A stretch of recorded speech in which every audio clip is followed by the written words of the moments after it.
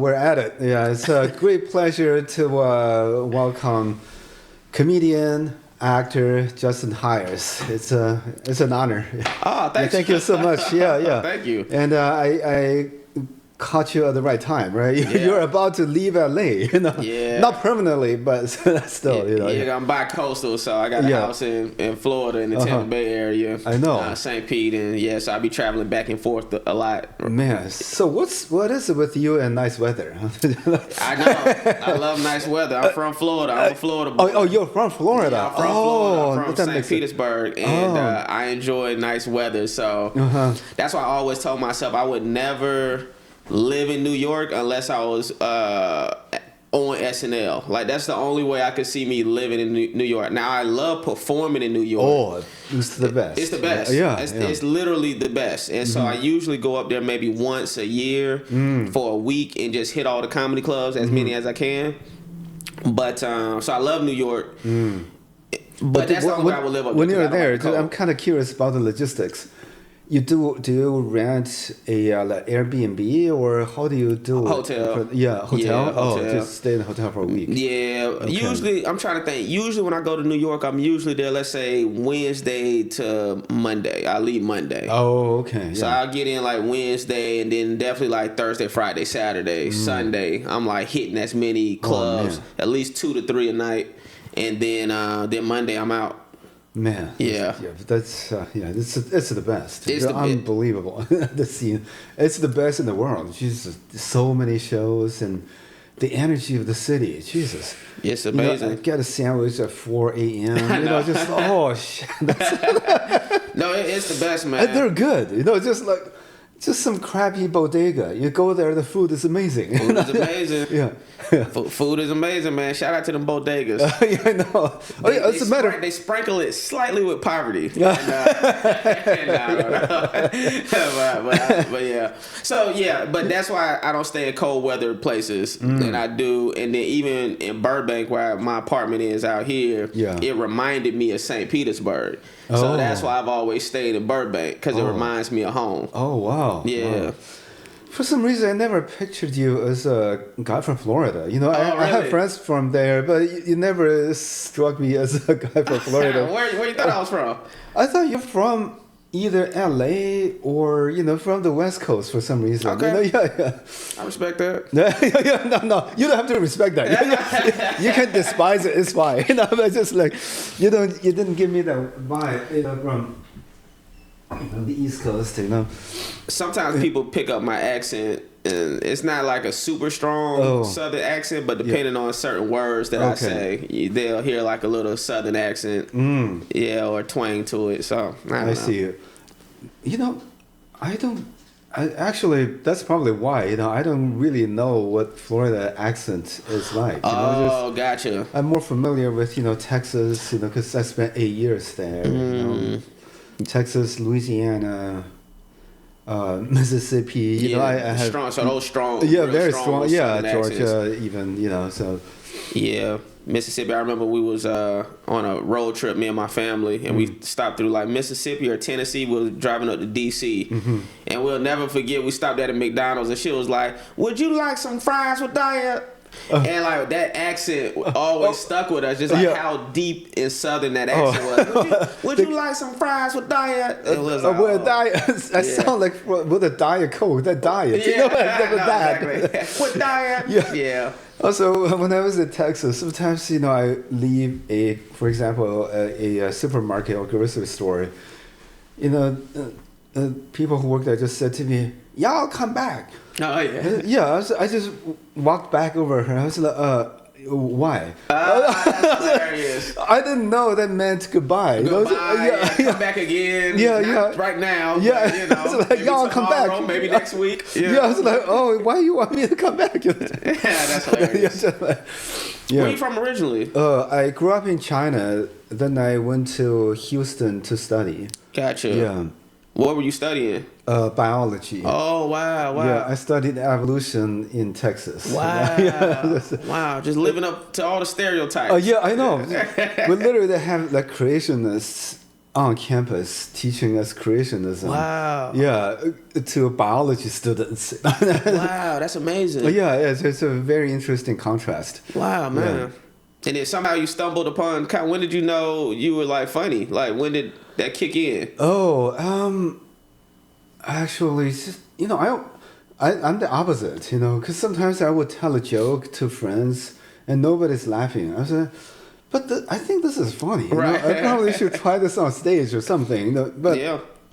I didn't know there's such a thing called stand-up comedy until 2001 or 2000. Wow. Yeah, because my coworker took me to a comedy show in Houston. That's the first time I saw stand-up comedy. Wow. And it was Emo Phillips' show. I don't know if you know him.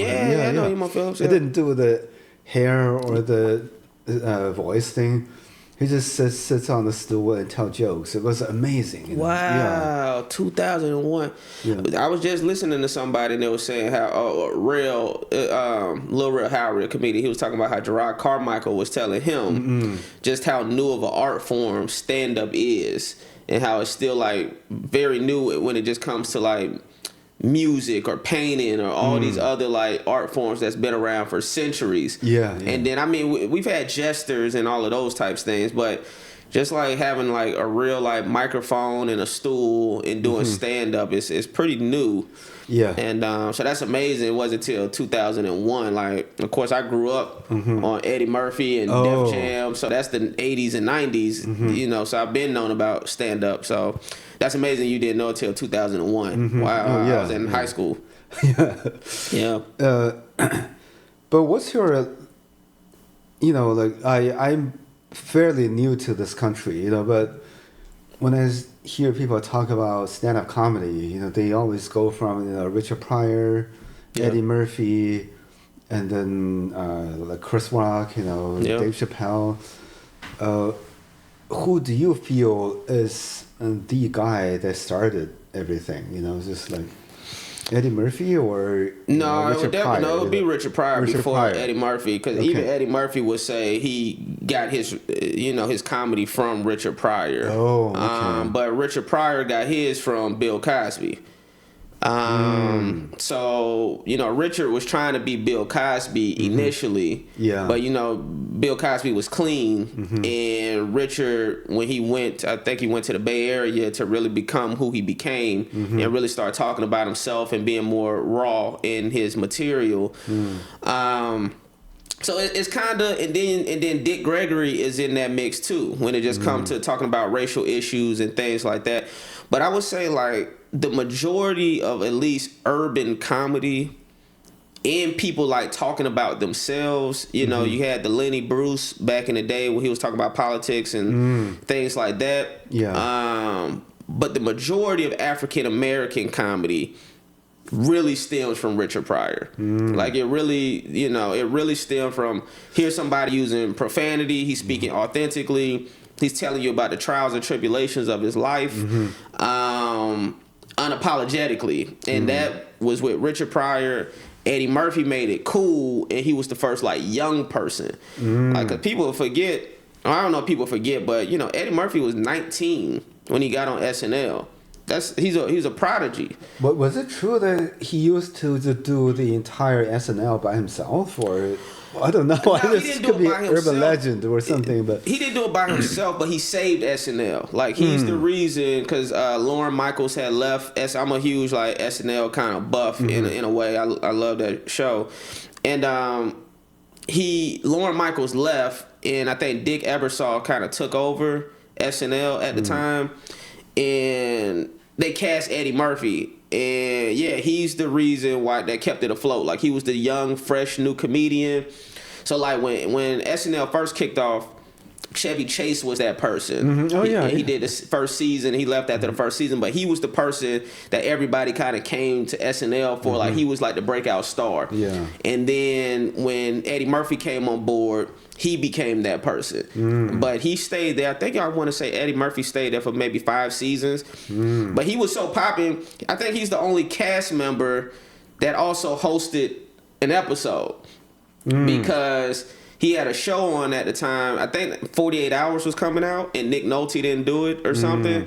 And so like he's like the first cast member that also hosted SNL. So yeah, it's a lot of raw talent. Jesus. Yeah, but those episodes are on Peacock, the Peacock app. So if you ever want to go back and see the old SNL episodes, you'll see that, you know. So he wasn't like in every sketch, but or did it by himself. But yeah, I mean, he still was like the standout. What do you think could be the next revolution in stand-up comedy? Which is, seem to have done everything, you know, just from the you know, clean comedy, you know, profanities, you know, socially conscious stuff, you know, woke or, you know, racist comedy. People seem to have done it all. You know, I just don't know what would be the next big thing. People go, wow, this. You know, it's funny you say that. I was talking to my homeboy, my barber, the other day. He a comedian too. His name Garrett Dixon, funny comedian.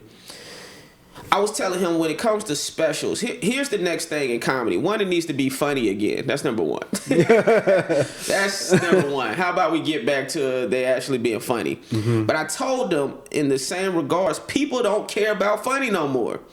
People, I feel like, want to feel something. They want to. When Gerard Carmichael put out his special, his last one, Rothaniel, the first 5 minutes I knew he was going to win an Emmy. I said it. I said it's shot very well.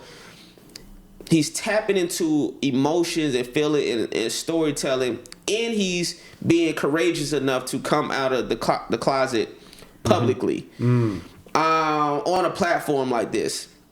So the first 5 minutes, I knew he was gonna win an Emmy, and then he went and won an Emmy. But I already knew that. And what it is I think a lot of people are, especially black comedians, they're so concerned about gotta get a joke. I had a comedian tell me that he was like, yeah, I feel like you could get more laughs quicker.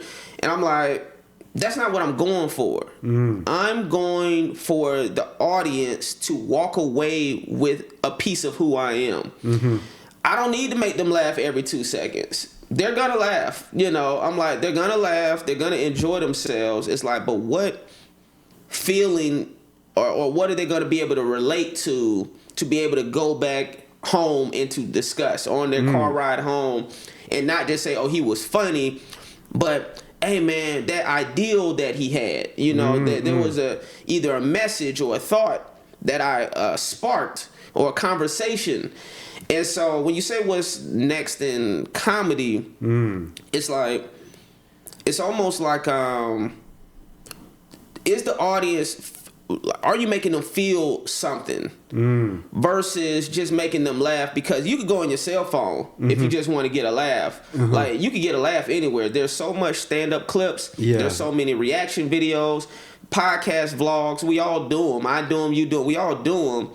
But it's like, what are you going to do to really stand apart from everyone else? And there's something I think that's going to have to start resonating with your material, that's going to connect with the consumer, that's going to really start elevating people to that next level. So I don't know if I really answered the question. But like, if there's a particular category, but I do feel like there's a feeling that people are going to want to have. Yeah, people get something from your stand-up, not just laughs. Yeah. You know, but then what about that's similar to a TED Talk, right? Or, you know, that it has to be a mix, I guess. Well, it has to be a mix. And so it has to be jokes in there as well. And so what I'm saying is, it has to be jokes in there as well. Who's somebody I'm trying to think of? The comedian, Ali Sadiq. I don't know if you've ever heard of Ali Sadiq. From Texas. He's in Houston. But he's a great storyteller. He doesn't have a joke every 2 seconds, but people come there because they want to hear his story. And it's like, there's something about his storytelling. Everybody loves a great story. And so it's like, what are we connecting to? You know, did we go through something similar? Are you taking us on a ride? Or like I said, is there a message or something that you're giving me, or a perspective that you're giving me that I haven't thought about before. Like that was, you can see that's what kind of Chappelle, some of his specials are. Like his special in the belly room. He's sitting down, he's taking his time, and it's like, I'm gonna give you the laughs when I feel like I want to give you the laugh. But I want to actually give you something to think about too. And so yeah, I don't know. I was trying to think, what's a combination of TED Talk and comedy? Yeah, I know. Comedy. I don't know. Comedy or something. But I don't know. But yeah. Or tragedy. Tragedy, yeah. Or the death of comedy. Yeah. It's slowly the death of comedy. Yeah. Yeah, because I can't remember the names, but there are a few people who are very opinionated. You know, they're selling out, you know, theaters, you know, thousands of people just flock to their shows, and all they talk about is just one or two things, you know, either some politics or this and that, and people still go to their shows. I think that might be how stand-up started. You know, I heard they started from Mark Twain. You know, when he has to pay off his debt, he just travels around the country and giving funny speeches. Wow. Yeah, and people just go to his live events because he made a lot of bad investments. You know? See, I need to look up Mark Twain, because I have wondered, like, they give out this Mark Twain Prize Award, and it's a huge award, and I was like, I've read Tom Sawyer. Yeah. I didn't laugh. So, so I am interested to know that backstory behind Mark Twain, because that is someone that I'm not familiar with other than Tom Sawyer and Huckleberry Finn. But his books. political satire was amazing. You know? The way he writes about elections. Oh man, it still holds true today. Wow. You know, he writes about, you know, of course, election for the New York State or whatever, but still, you know, the people use, the muscling, you know, the making up stories to attack each other, you know, just it's still the case. Still the case. Wow. Yeah. You gave me homework. I'm gonna go and do my research on Mark Twain, because I do consider myself a comedy nerd. Me too. Yeah, but he's someone I haven't studied before, so I'm gonna do that. I think there are two schools of thoughts. One is Mark Twain. The other one thinks it's Benjamin Franklin. Oh, really? Yeah, but I just feel what Benjamin Franklin said is more about, you know, adage or proverbs instead of jokes. You know? So who knows? But, you know, at least Mark Twain has a sharp sense of humor. Yeah. That's amazing, man. I'm looking it up. Yeah, I'm glad we had this chat, because sometimes, honestly, you know, I'm not the best comedian, whatever, but, you know, I just think it's important to have something to look up to, you know, just like, I want to do this. Even if I can't achieve that, at least there's something to strive for. You know? I agree, because I be thinking that about myself. Like, I'm not the best comedian, so then I start to say, but what can I excel at? Or what can I contribute to the ecosystem of comedy? Yeah. It's like, I'm not Chappelle, but I'm not some open micer that's just starting either. You know? So it's like, well, what can I do? Like, for me personally, I think I have good act outs. Like, that's something that I could do really well. So it's like, well, how can I mesh good act outs with smart comedy? You see, so it's like, how can I take the physicality of Martin with the intelligence of a Chris Rock or Chappelle? And, you know, what is that? And so those are the types of things that I'm striving for and think about when it comes to my comedy. Yeah, if you mentioned this, I thought about Eddie Griffin. Oh yeah. Yeah, I mean, he has a lot of physicality, but, you know, he has great material too. Yeah. Good old Eddie Griffin. Yeah. I heard he's still performing. He's around, man, doing 9 hours a show. Nah. I used to just hear comedians talk about he would come into the Comedy Store and like do like 2 or 3 hours on the stage, and other comedians be wanting to go up, and but I wasn't there. I don't know. I don't need Eddie Griffin coming to beat me up. You know what I'm saying? Those are just things I heard when I first moved out here. Yeah. Oh man. But I've never met him. Wow. Yeah, I mean, it's tough. I don't know. For me, I feel like my stand-up career is in midlife crisis too. Like which directions to go. Yeah. I'm at this point. I did something, but I still have some life left in me. But I said like, what to do next? And that's That's amazing. I feel similar because see, I'm someone who I don't know if you even know this or not, but or definitely your audience probably have no clue who the hell I am. But no. But I did the Rush Hour TV series. I was the star of that. Yeah. Then I was on MacGyver for 5 years. And so I've had this acting career on network TV. I know. And then once you get off it, you realize no one cares about network TV. All of a sudden it's like it's gone. It's gone. So it's like it's erased. It's like porn. Like the only I tell my family is like I feel like I'm starting over, except I'm able to get business meetings now. That's the only difference. So wait a minute, your business meeting with who? Like a network or something. Like if I want to have a meeting with HBO or Warner Brothers whoever, I can get the meeting. I just gotta make sure I have something to bring to them. Yeah. But they'll at least see me. You see, that's the difference. But when it comes to like career wise, I'm back auditioning for stuff. If it's something I really want to be a part of, it ain't like I'm getting offers. And so now I'm at a point where I'm creating my opportunities. Marlon Wayans told me that years ago. He was like, if you want to have any type of control over your career, you have to write. He was like, you're going to have to write your TV shows, your movies.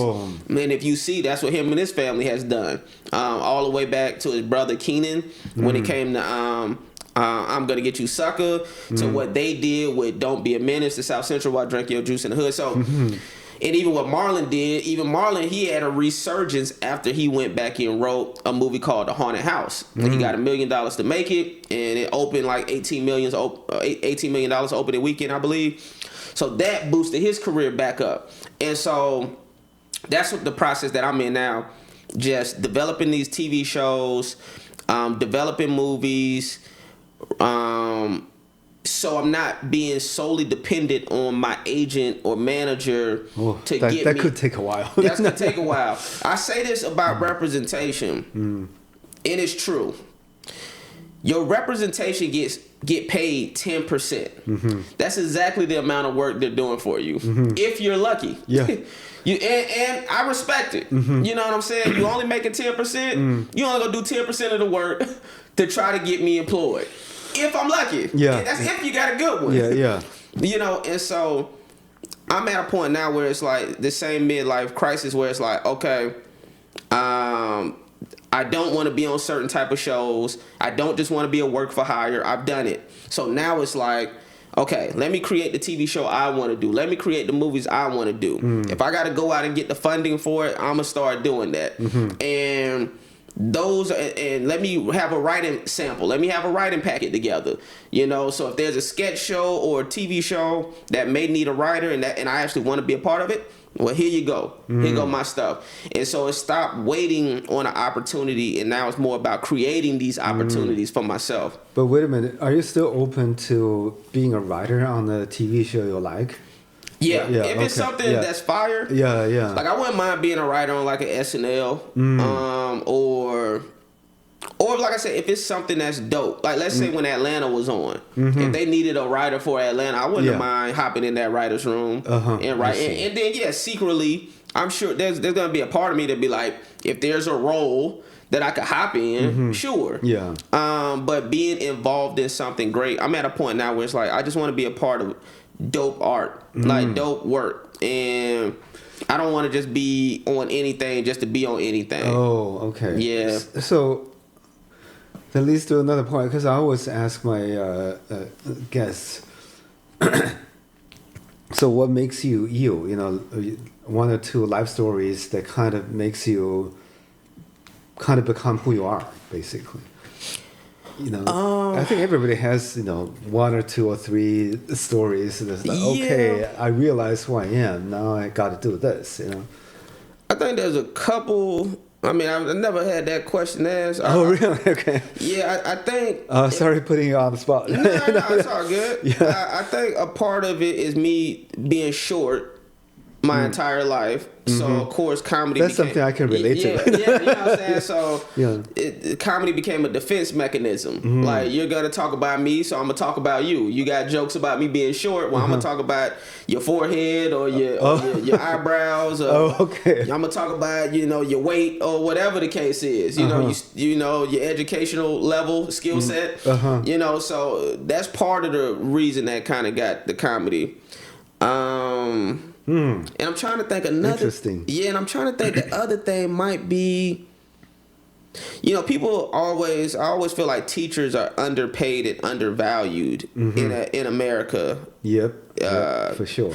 Because it was my 5th grade music teacher who saw something in me and asked me to host like the winter music festival. And she was like, I think you'll be great for that. I had never thought, like, honestly, about being a performer or anything. I was into music. I'm thinking maybe I'll be a singer one day. Rapper. You know, a rapper. I actually did rap. Actually pretty good too. Yeah, but I stopped rapping for a whole nother reason. But or paused rapping for a different reason. But because of that teacher is why I started pursuing comedy more so and really started to see it as something that I could really do because this teacher believed in me. That's great. Yeah, and there's so many teachers, and you'll hear a lot of artists and entertainers. It was a teacher that said just those little words like, maybe you want to think about acting, or maybe you might want to think about writing. Yeah, one or two words makes a huge difference in your psyche. You're like, oh. Absolutely. So I know like those two things. Oh, and the third one was being the baby child. And my older brother, he was just always, I felt like he was just more talented. He was good at everything, got more attention. We go to the family reunions. Everybody want to know where he's at. His name was Javon. His name Javon. He passed in 2020. But I'm sorry. Yeah, but everyone wanted to know where Javon's at, what Javon is doing. And so there was a part of that I think put a chip on my shoulder where I was like, you know, I'm here too. You know, I'm talented. Sibling rivalries. Yeah, a little sibling rivalry. And so I think a part of why I became who I became is like proving, I guess, to myself, like I'm also worth the attention, or not feeling that I was getting enough attention, or not feeling like I was the favorite child. Okay. And so it's like, well, I'm gonna go off and do great things, so people can see me also. Nice. Yeah. What about you? Oh, for me? Yeah. Oh, I had a teacher who was instrumental too, but not in terms of comedy. Yeah. But I was a really bad student, you know, just grades were terrible. Even though I was wearing glasses. Not living up to the stereotype. No. So this teacher, basically when I was in high school, there's a in China, every class has one main teacher. And she became the one main teacher. I used to cut classes like a week at a time. Wow. I just don't give a shit. And then, but this teacher used to make my winter jacket for me when I was littler. Because back in those days in China, you can't even buy winter jackets in stores. People make them by hand. Wow. Yeah, my parents didn't know how to make them, but this teacher made my jacket for me. Wow. So when I cut classes again, she just scolded me. I just feel so guilty. It's just I stopped cutting classes, and my grades improved. That's how I went to college, actually. Otherwise, wow. Yeah. So why weren't you able to buy a jacket in the stores? They just didn't sell them, or it's against the law or something? No, there's no jackets, no winter jackets. There's such a shortage of supply. You know, the food is rationed at the time. You know, wow. And that is. I even published a book in China, just talking about my experience. Wow. And 10 years after the book was published, the daughter's son wrote me an email. He said, "Oh, I read your book. Thank you so much for remembering my mom." I was like, "Oh, yeah." That was a kind of a moving moment for me, but she really changed my life. You know? Wow, yeah. That's a teacher. See? Yeah, I know. The power of teachers. I know. Yeah, that's but in terms of the encouragement, I also feel that, like what you said, sometimes it's one word. You know, like I remember I did a 5,000-meter run when I was in college. Wow. I almost quit. It was so hot. I was sweating. I just couldn't go on anymore. And then my roommate, whom I didn't get along with, well, he just walks by. He just pat on my back. He was like, "Oh, you can do it, man." And that's it. I just feel a second wind. Yeah. Yeah, just like I didn't even get along with him that well, but just one word of encouragement. Yeah. So I just feel there's energy again. Yeah. Yeah. Yeah. Sometimes you need that. Sometimes you need it. My daughter was running cross country this year, and I had to give her those words of encouragement. Like, you know, you could do it. Like, and I was telling her, like, as long as you finish, that's all that matters. Like, you don't even have to worry about getting first place or have the best time. Like, I'm just proud that you're out there, you're doing it, and to just don't give up. And as long as you don't give up and you finish, that's a success. Oh yeah, you know. Woody Allen said that 85% of success is showing up, and it has a lot of truth to it. It's a fact. Yeah. And I think about that even when you're like the midlife crisis with your career comedy. That's the thing. Kevin Hart told me this. I ran into him backstage at Flappers Comedy Club. He was working on material for the tour that he's touring now. And MacGyver had just ended recently, maybe a year prior. And I was feeling a little down. Oh, totally. And he was like, he was asking me like how I was feeling. He was like, "How you doing, champ?" I'm thinking, you calling me champ because you say that to everybody or because you don't know my name? Like, what's up, champ? That's cute. But I'm like, do you know my name? We've done shows together and stuff. But anyways, he was like, "How you doing?" I said, I was being honest with him. I was like, "I'm all right, bro." I was like, my show not on there, and I'm, just trying to figure out what I'm gonna do next. And he said, "Just keep swinging."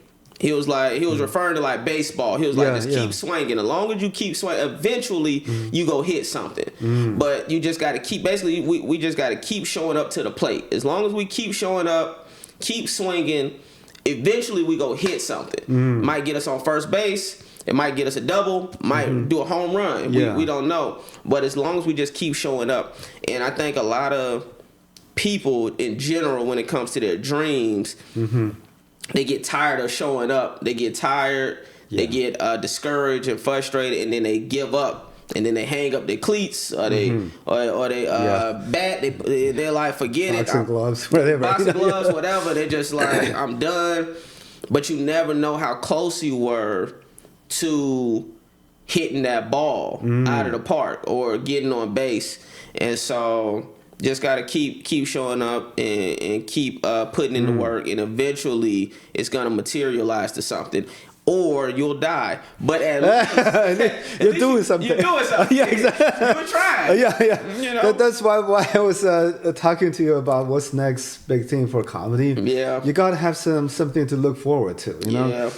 To stay alive. That's why I think Asians live longer. You know? Because they have something to look forward to. What is that? Costco. Costco? Yeah.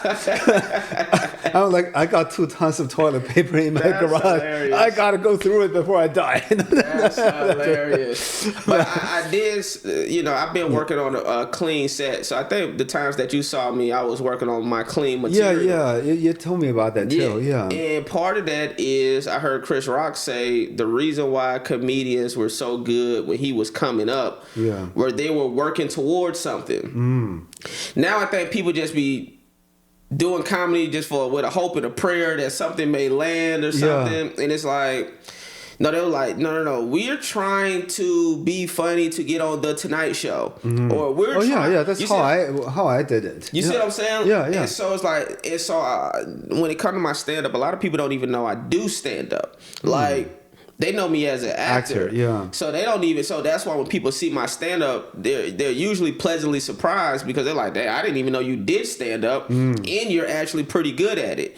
And so that's where I'm at now, where it's like, let me do a clean set. Let me start working towards something.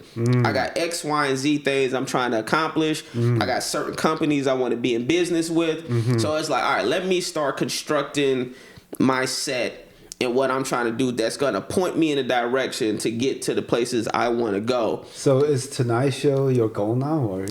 That's part of it. Yeah. That's part of it. So I do want to have a late night set because I don't have any footage of me doing stand up with the professional production. I see. I mean, the production value, I have to say, adds a lot. It adds a lot. Yeah, and that's what me and my homeboy was just talking about. Just even when it comes to stand-up specials, I put out something on YouTube, but it was a makeshift special. I went to New York to look at a club, and I had a company with me that was going to do it. But they said that club is kind of small. Go there first to see if you really want to shoot at a club that small. But while I was up there, my friend was with me. He was filming me at all these different venues that I was performing at. So I ended up deciding not to shoot my special yet, but I had all this footage from these different clubs. So I just cut it together and did like a little YouTube, and I put it out. As funny as it is, the production value wasn't great. Yeah. And so it's going to automatically now take the audience out of it because it's not as great as it could have been. Because of the production value. So go back to Gerard Carmichael's special. He not getting a laugh every 2 seconds. But goddamn, it looks so fucking beautiful. Okay. You see what I'm saying? It looks so beautiful visually that you're automatically leaning in because it looks so cinematic. Yeah. And so those are the things. So when it comes to what I'm working towards, a Tonight Show or a late night show, just to even put that stamp on me as Justin is a legitimate stand-up comedian. That's number one. Then, okay, now I got footage that I could send to these comedy clubs to be like, well, he did a Tonight Show or he did the Colbert Show. Yeah, it's a credit. Yeah. It's a credit. You could see like, oh, he did 5 minutes of clean material. Here goes some more material if you need to see if he could do longer. But there you have it. And then it is, okay, let's start building relationships with these people. You know, whether it's the Tonight Show or Colbert or whoever the case is, and hopefully that spawned to other things that I'm trying to accomplish. Okay. So working towards something now. Yeah, that's really critical. You know, I mean, very critical. So, how did you start writing? You know, like TV shows or stand up. You know, how did you get started? Yeah, so it's so funny. I've always been a writer, and I didn't know it, and so. Even before Marlon gave me that word of advice about writing, I was already writing. But it was just good to hear it from somebody of that level to say, if you want to take control of your career, write. But when you say writing, are you talking about like script or just jokes? So I remember in college, everybody was going out to the club. Yeah. I'm staying home. I'm gonna work on this script. Really? Freshman year. That's really cute. You know, so this 18. What did you study? Mass communications, radio, TV, and film in Atlanta. I went to Clark Atlanta University. Oh, nice, man. And so Atlanta has a really good scene there. You know. Yeah, it's cool. Yeah. LA and New York, I feel like are still the best too. But yeah, it's some spots you could get up in Atlanta. I like the Laughing Skull and Atlanta Comedy Theater. It's some good spots. The comedy shows at the Red Clay Music Foundry. Oh, see, I haven't been there. Oh, yeah. Okay, it's a nice theater too.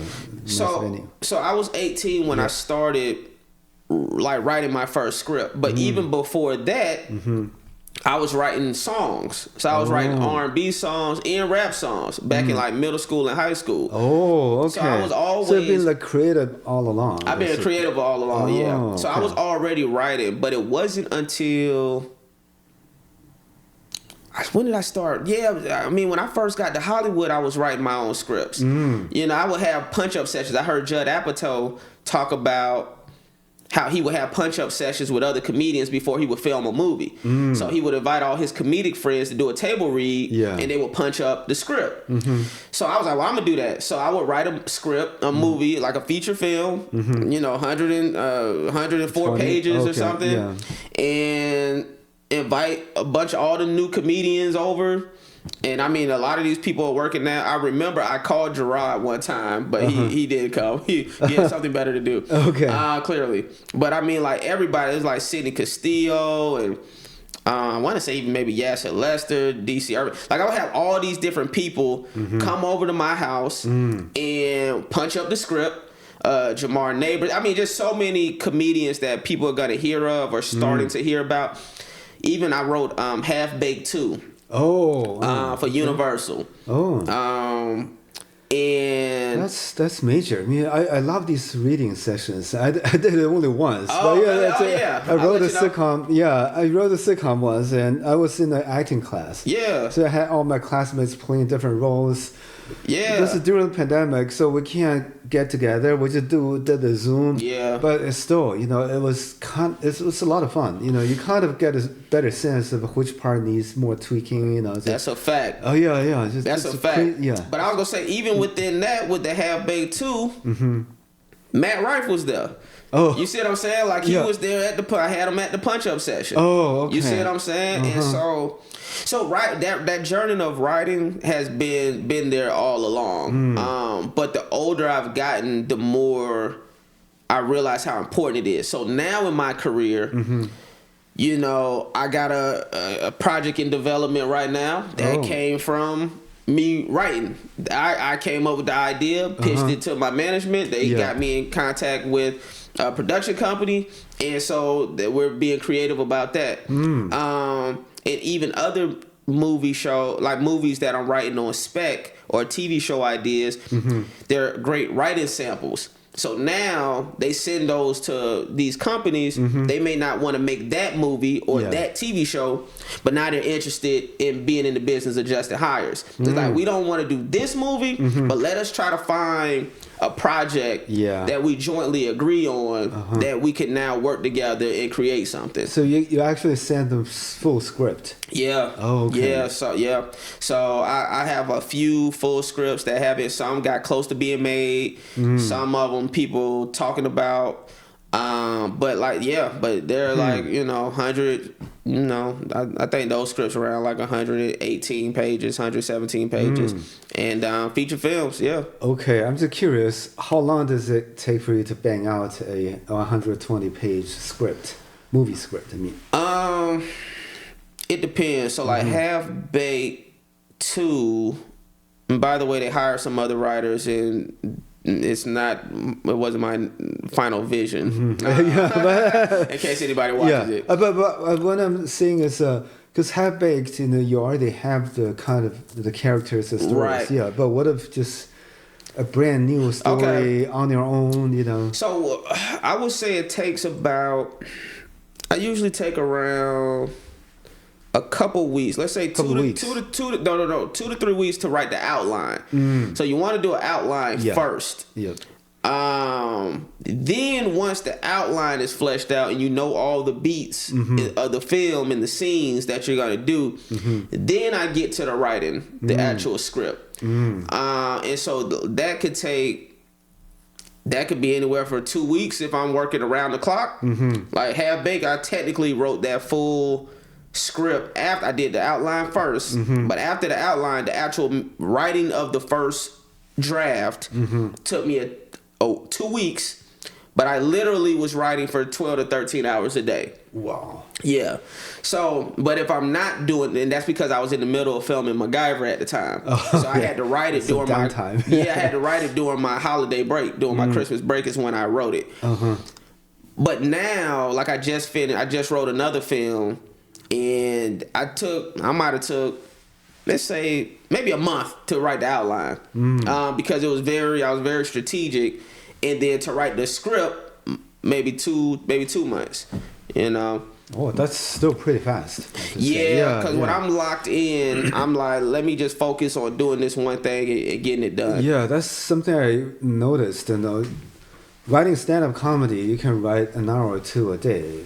That might be enough because you have to test it. Yeah. But when you work on a script, I just remember like 13, 14 hours just goes by just so quickly. It so, does. Oh, man. It does. I mean, I was working on writing something right before I came here. I was like, the time's flying. Yeah, man. But it is so funny because, see, I can't write jokes. I can only write scripts. Like, I can't sit down and, like, I'm going to write a joke to perform tonight. I have concepts in my cell phone. And then when I get on stage, I'm able to talk it out. And from that, then I'll go back home and listen to it, and I'll write down the funny stuff that I said. You know, I'm becoming like that now. Because in the beginning, I can't write. I just have to have a thought and then write it down. It was after I got this White House Correspondents' Dinner gig. Oh, nice. Then, it was like, oh no, I have to write political jokes. I never wrote them before. Yeah. And that is when I actually sit down in a coffee shop to write for an hour. Yeah. So I just started doing that since then. But now... That's good too. Yeah, I am more like have a concept and then try it out on stage, and then go back and write it out, but sometimes I got lazy. I don't even write it out. Yeah, man, it's tough, man. I hear like, I think like Jerry Seinfeld writes out his jokes, and I hear Joe Rogan say he writes jokes at night. And yeah, that's just difficult for me to do. Now, I do believe, let's say if I had to write a joke about, like if there was like, we need 20 jokes about Kamala Harris, or 20 jokes about Trump, I could go through their history and find things to talk about, and come up with these jokes. But if I'm just talking about like my life or just like observations, the older I'm getting and the more seasoned of a comedian I'm becoming, I'm realizing I'm more of a storyteller versus just like a joke teller. And so that's kind of more so where I'm kind of tapping into, is like telling these stories when I can and finding the beats within these stories to make the story as funny as it can be. Yeah, I mean, if you write movie scripts, storytelling is your forte. Right. Yeah. Right. Great. So what's next for you? Like I know, do you tour a lot or just still focusing on making a TV show or something? Yeah, I mean, I think my number one goal right now is to make a TV show to help the stand-up. To help the stand-up tour, because if no one knows you, them ticket sales gonna be light. Oh man, it's tough, It's tough, and it's discouraging. I know. Because I've done shows and it's not a big turnout, and you like, I should kill myself. I know.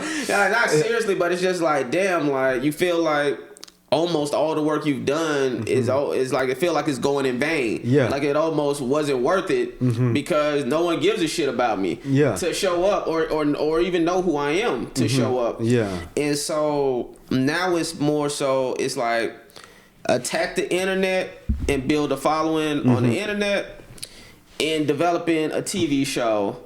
Because I have the material. Yeah. So, I mean, but I can't tour the way I want to tour because I don't have the fan base attached to the material. That's our job now. It's our job now. Yeah, I know. Yeah. So that's what I'm working on now. It's like get a TV show, have a hit TV show. Oh, that's not just important. a regular TV show. I want a hit TV show. And or get my social media popping, so that I could start touring. But yeah, having whatever my version of Atlanta or Abbott Elementary or whatever the case is, that's what I'm striving for on the TV front. And then I know it's going to open all these other doors to everything else creatively I'm trying to do. Yeah, just do a Florida show.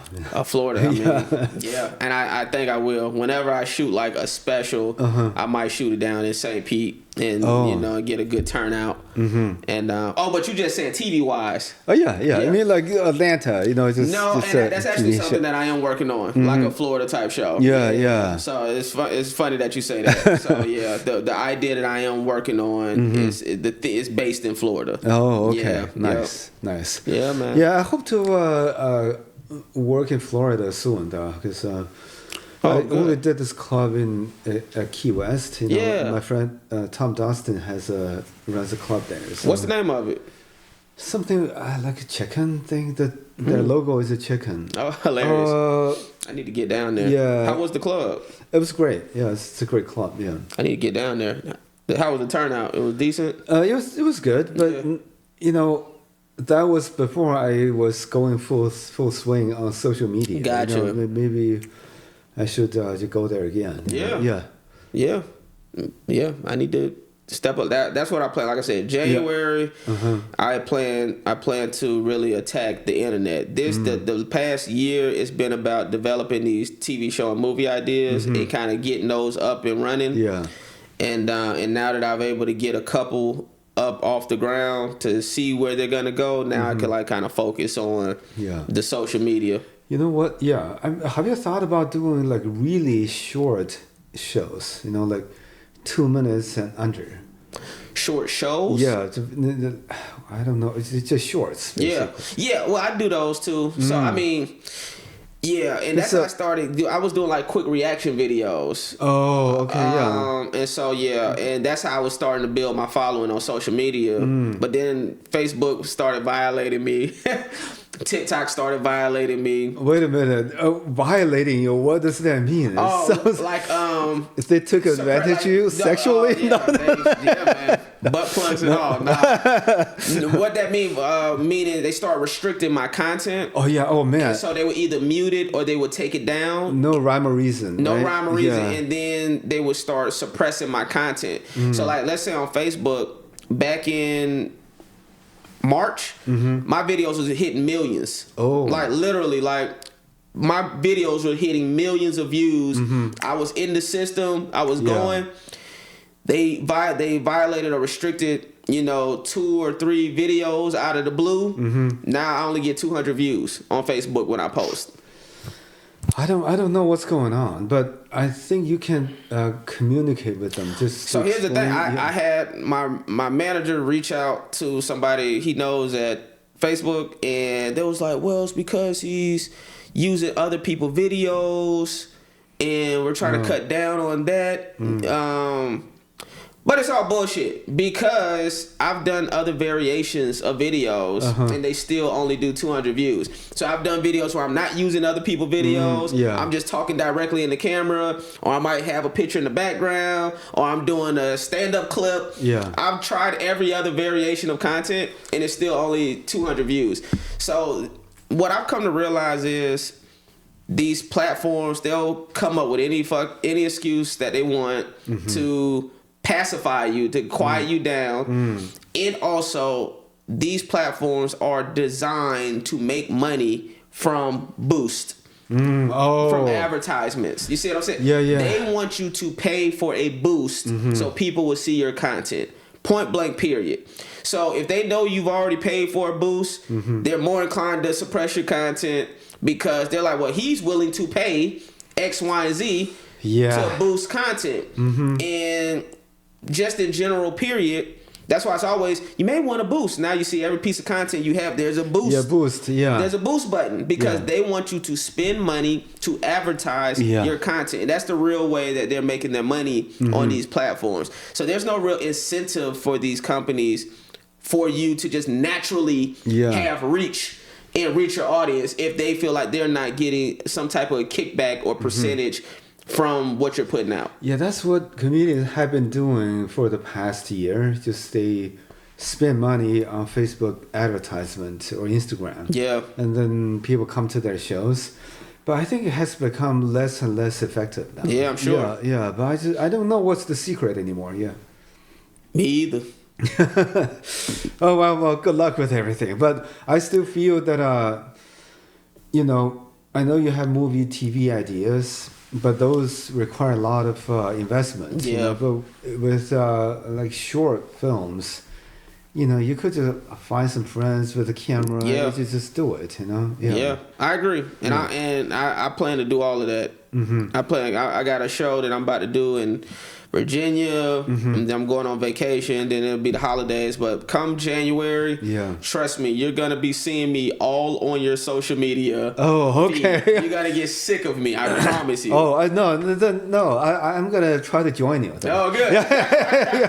Because I promise you, come January, you're gonna be like, every time I look at Instagram, I'm seeing a video from Justin pop up on my screen. I can assure you that. Okay, cool. Oh, I know that you have to go a certain time. Right? Yeah, I do. But okay, well, maybe another 10, 15 minutes or something. Oh, okay. Yeah, fine. Okay, all right. I know because a couple of times I see you doing comedy.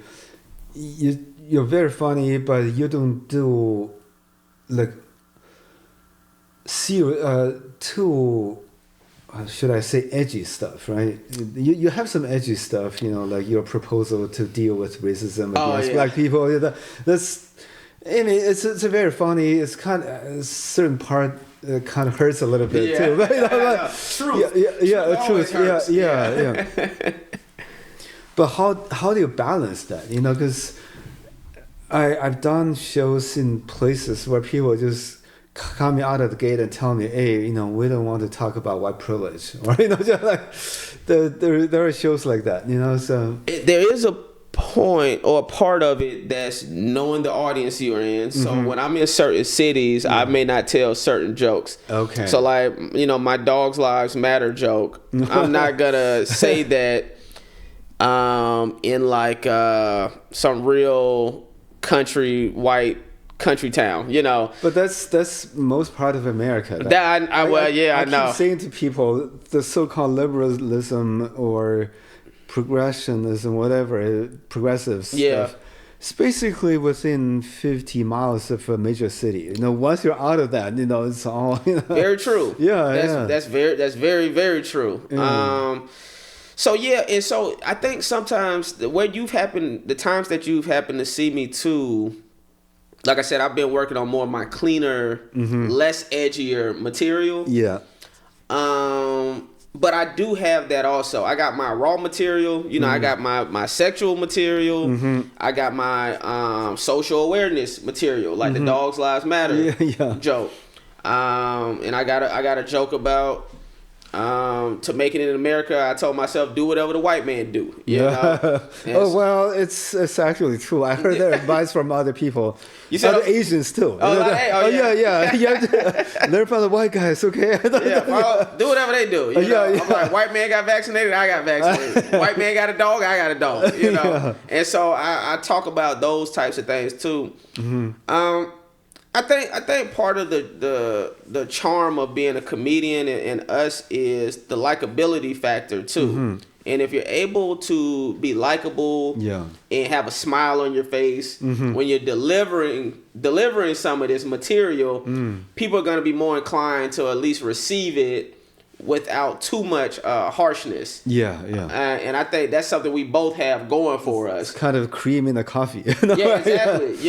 So it's like you're a short Chinese likable guy, nice smile. I'm a short black dude, bubbly energy. And so we can kind of get away with some of these topics and subject matter without people wanting to kill us. Because they know they could beat us up, so, so they're like, let him say whatever. Man, it's but how many kids you have now? Like one kid. So I got one, and my wife wants another, and so we'll see. We're working on that. And what about you? You don't have any kids? I have one child. One child. It kind of changes my perspective too. I used to be just do straight, clean comedy. I encounter racism too, but I figure, it's probably only happened to me. But once I have a child, it's like sometimes the stuff he says at home about, you can clearly tell it's other kids said to him. I was like, oh no, this is not right. Is he lives out here with you? Oh yeah. Where is he now? Well, he's in California. He's in Pasadena. Oh, in Pasadena. Oh, gotcha. Yeah. But we used to live in Boston. That's gotcha. where he was born and spent his childhood, part of his childhood. I mean, Gotcha. Yeah. There was like, maybe I should talk about this stuff, but maybe I'm totally wrong about this. I just feel that when a black comedian talk about racism, the audience kind of accepted more than if an Asian comedian talk about racism. That, you know what? I don't know because I'm not. Oh yeah. We're just comparing. Yeah, I know because I don't know your experience. Yeah, and so I'll tell you the black perspective. Mm-hmm. The black perspective is when the Stop Asian Hate came out. Yeah, it seemed like everybody universally agreed. Yeah, we should stop Asian hate. Yeah, and it was kind of seemed like it was kind of done very fast. Oh yeah. In America. But when we say Black Lives Matter, there's like, well, all lives matter. It's like there was a whole. We feel like there's way more struggle when we're trying to get people to stop hating us. So I'm just go for it. It's difficult too, because Asian hate story. Because I've been doing stand up for like 20 years. Wow. I didn't have a comedy special. And nobody was interested until I think 2022. I was like, we want to see your special. I said, why? Oh, so many Asians getting attacked. I was like, how many Asians have to be attacked before you take an interest in comedy? Right. So I got my material ready. By the time I show up to them, they're like, oh, sorry, it's not on the news anymore. It's all anti-Semitism. It was just that fast. Are you Jewish?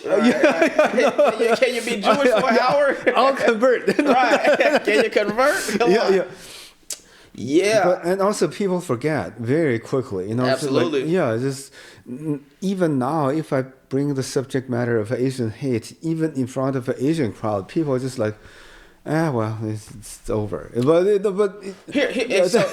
me know if I'm wrong, because this is something I think from my perspective when it comes to the Asian community is they want to be accepted by white culture or white people. Yeah. And so with that is we don't want to ruffle the feathers of the white community. Is that true? There is. The Asian community is not monolithic either. Right. There are people who are more, preppy, or they'll just they try to integrate into the white culture. Right. And there are another group of Asians, they're like, we should hold on to our own culture. Right. That's part of the issue, because even among Asians, sometimes people say, Asian culture is not American. They're just black culture is American. Asian American culture is not American. So you have to go with either white culture or black culture. Wow. There's a divide there. That is why I'm kind of happy to see the new crop of comedians and performers who are Asian, because traditionally Asians won't get into these fields. Gotcha. They just I'm gonna be engineer or lawyer or whatever, but now they realize, it's important to have a culture here. This is what I was going to say about your comedy. I think ultimately you should talk about whatever is passionate to you. Yeah. And not be concerned about if they're going to agree or disagree, because ultimately it's your perspective. And as long as it's funny or you find a good angle to it. Yeah. It's like my joke about dogs. White people don't want to hear that shit. You know what I'm saying? But it's like, I think it's funny. Yeah. And I think there's a lot of truth behind what I'm saying. And so I'm going to say this shit. Yeah. And some nights you get an applause break. And other nights, I can tell they tighten up. Oh, yeah. And it's you can feel their assholes tighten up. Yeah, you feel the asshole tighten up. He figured us out, But it's just like, whatever. Because I do think that's kind of the mark of a great comedian. If that's what you're going for, is to find out where the line is or where the boundary is and kind of find a way to tiptoe it to make it that even the people that you're talking about is laughing about it too. Yeah. So anytime I do that joke and I have white people like, I mean, they clapping like, I mean, that's how I know like, oh, okay, I won that victory when it came to being funny, but also getting a message across or a perspective across to get them something to think about. I see. Yeah. That's interesting because I used to talk to some black comedians. And they would say to me, "Oh, I am jealous of your Asian comedians. You guys has a lot of solidarity."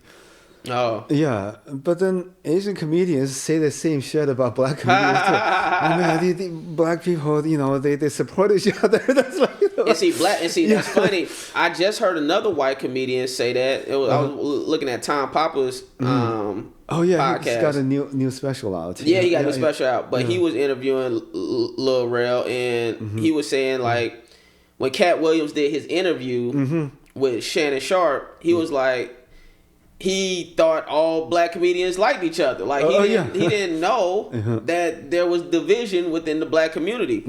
And so piggybacking on what you're just saying, there's a lot of division with black people. Like black people, we have a term in the black community called crabs in a barrel. And and, and that whole terminology thinking like if we see a black person getting out, moving up, there's other black people that's gonna pull you back down. Okay. And so we don't all stick together. But if we find something or someone that we support, then I feel like all hands on deck. We go kind of root for this person or want to see this person succeed. Oh, okay. But I don't know. It's that whole thing about. I think it makes sense, because deep down people are very similar. It's just that your circumstance is different. We'll have slight differences. In our like DNA or whatever, but like even I have a biology degree. Yeah. We share 99.9% of our DNA. The vast majority of our DNA is exactly the same. We're just focused on that one thousandth of difference there. That's all what we look at. I said something. I haven't made it into a joke, but it was just something I was just talking to my parents about one day.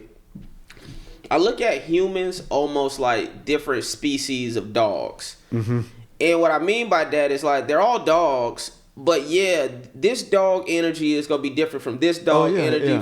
So like a pit bull energy is different from a terrier, which is different from a golden retriever. Exactly. And I feel like that's how human beings are too. Like black people are different from white people, different from Asian people. We're all human beings. But there is something I feel like that's biologically going on where maybe there is a reason why black people are loud. You see what I'm saying? Like we can be a little more boisterous. Some of us, not even I ain't saying all of us. Yeah. You see what I'm saying? Or maybe there is something about why white people don't dance as well. You see what I'm saying? Like they're not catching the rhythm as well as. Man, even I can tell. I don't dance well, but even I was like, why just don't dance? Why you're ruining the song? And of course that's not all white people. It's not all black people are allowed. All white people. There's some white people that can dance. I remember looking at Justin Bieber years ago. I'm like, he danced better than me. Like he was doing the Dougie. I'm like, he doing it better than me. So there's always cases like that, but I do feel like there is something to the majority that there is something going on. That there's a little truth in that, and I mean it just is what it is. I mean for comedy wise, like brevity is life. That's why sometimes it's hard to, people say, oh, comedy is generalizing a group of people. I'm not generalizing in my mind. But I can't say, like 8% of Asians still do this. No, that's not funny anymore. It takes too long, So, that's so true. Yeah, because it'd be like that's so true. Because it'll always be somebody be like, well, I don't. And I know you don't. I'm pretty sure you don't. But, like when I do my dog joke, and I'd be like, white people love dogs, and it was one night when there was a white person like, I don't. I'm like, you're like an onion ring in a group of fries. I'm like, you ever order some fries fries, and then there's one onion ring. You're like, how does onion ring get in? That's what you are right now, buddy. I'm like, the majority of you all love dogs. I don't got time to be like you said, 99% of white people love dogs, but there's this 1%. Yeah, so yeah, I know all about it. Okay. Well, thank you so much again for being on this podcast. I had a lot of fun. Oh, good, man. It's Thanks pretty for having inspiring. me. I'm a comedy nerd as well. I love talking about this stuff, because I'm kind of surprised you know so much, historical comedy stuff, Yeah, comedy nerd. Yeah. But I'm going to go look into Mark Twain. Mark Twain. Yep. Yeah, okay. Yeah, man. So thank you for having me. I appreciate it. Had a good time. Yeah, me too. Yeah. And just let us know where people can find you. Yeah, Justin Hires, like tires, but with an H, Justin Hires. Yeah. And the thing I got coming up for sure is I played a school bully on Kevin Hart. He has a new animated show coming out on BET Plus. Oh, congrats, man. Thanks, man. Called Lil Kev, and I played a school bully on that named Chin Check. Oh, Chin Check. Yeah. And so, man, that's almost like a Chinese name. Oh, Chin Check. That's hilarious. So that's coming out next year, and got some other stuff in the works. And yeah, man, JustinHires.com got my tour dates, and yeah. Okay, cool. Yeah, that reminds me. I was on a Nick Cannon movie. Oh yeah. Yeah, Which one? Dance. School Dance. I gotta watch it. I still haven't seen that. Oh one. really? Oh man. I need to watch it. It's kind of awkward. I was in Boston at the time. I flew to LA, and the first line, I had to say the N-word.